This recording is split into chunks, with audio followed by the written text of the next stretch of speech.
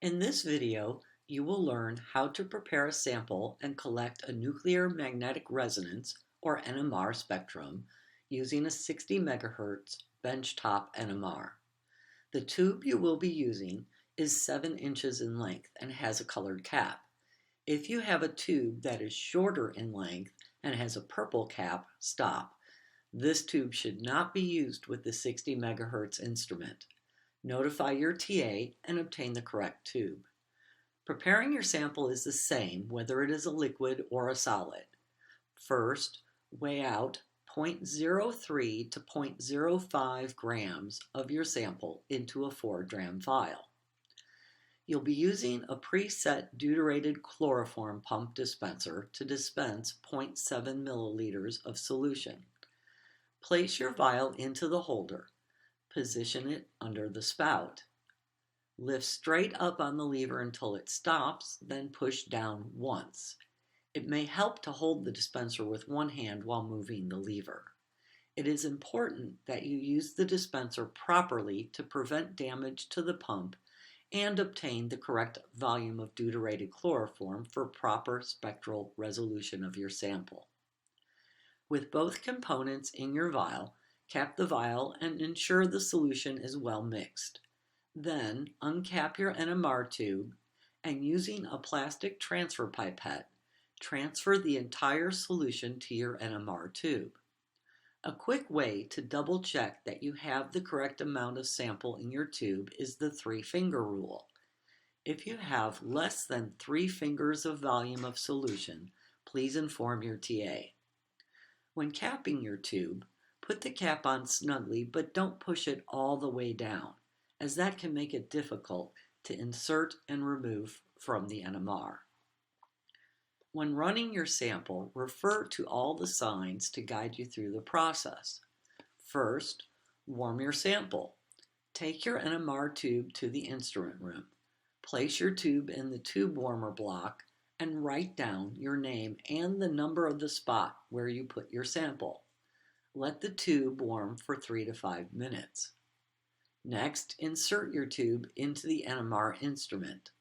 The cap serves as the handle point for the tube as you slowly lower it into the metal tube guide. The tube should feel reasonably easy to insert. If you feel a lot of resistance, do not force the tube. Instead, remove it and adjust the cap. Once the tube is fully lowered into the guide, just the cap should be visible. You're now ready to collect your spectra. Using the mouse, click the large green Go button. Wait for the instrument to collect 4 scans of the sample.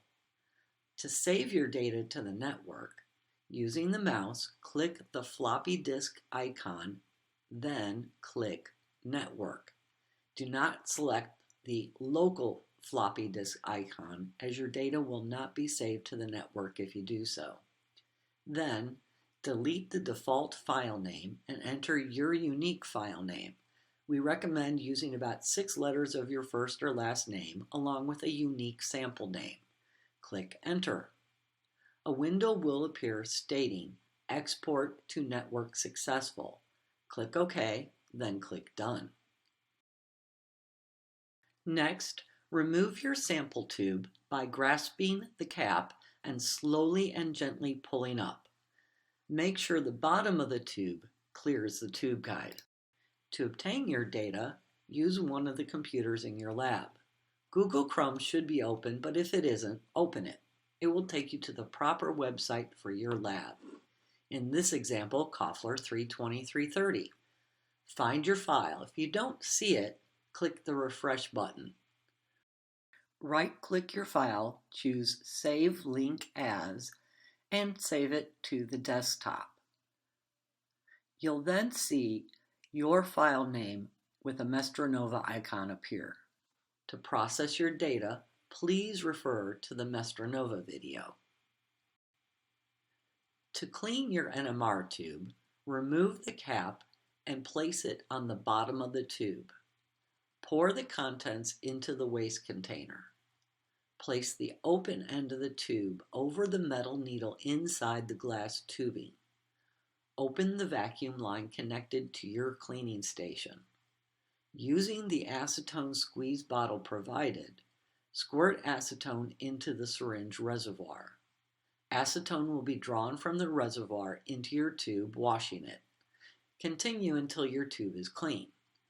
Remember to close the vacuum line when finished, and then carefully remove your NMR tube.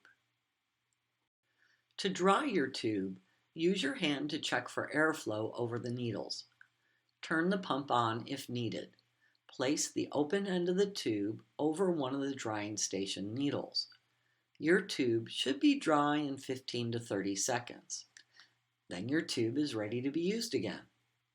Remember, follow all the directions. But if you have questions, don't hesitate to ask your TA. Good luck, and thanks for watching.